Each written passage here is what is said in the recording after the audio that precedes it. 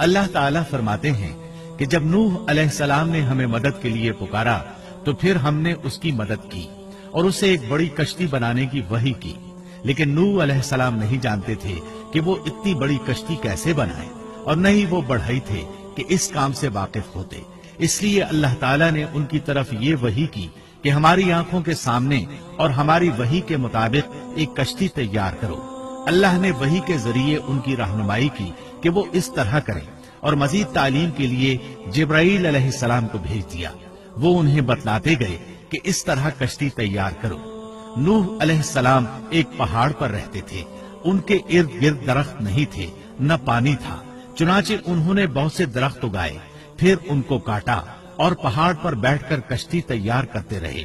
आप बड़े बड़े तख्ते बनाते और लोहा लाते और उनसे कील तैयार करते, फिर उन कीलों को तख्तों में ठोकते, आपस में उन तख्तों को मिलाते, यहाँ तक कि एक बहुत बड़ी मजबूत और देव हैकल कश्ती तैयार हो गई। एक रिवायत के मुताबिक नूह अलैहिस्सलाम ने उसको 100 साल में तैयार किया। ये थी वो कश्ती जिसे नूह अलैहिस्सलाम ने अल्लाह की हिदायत के मुताबिक तैयार किया था। और ये कश्ती आम कश्तियों की तरह ऊपर से खुली हुई नहीं थी, बल्कि जिस तरह उसको नीचे से बंद किया गया था इसी तरह ऊपर से भी बंद किया गया था, ताकि ऊपर से जो बारिश बरसे वो उन्हें नुकसान न दे। और जिस तरह नीचे वाले गर्क होने से महफूज रहें, उसी तरह ऊपर वाले भी महफूज रहें। गोया वो एक गेंद की मानंद थी।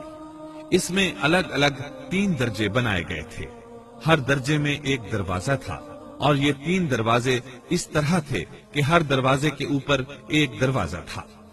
ये इस कश्ती का हुलिया था, जिसके रावी इब्ने अब्बास रजी अल्लाह अन्हुमा है। ये कश्ती आज भी मौजूद है।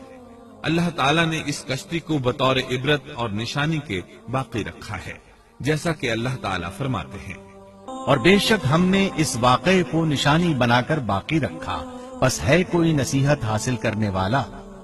इस सदी में उलमा के एक गिरोह ने इस कश्ती को तुर्की के एक पहाड़ पर पा लिया है। अब वो 2 टुकड़ों में तकसीम हो चुकी है। इसका हुलिया वही था जो बयान हुआ। अल्लाह का फरमान सच्चा साबित हो गया कि हमने इसको निशानी बनाकर बाकी रखा है।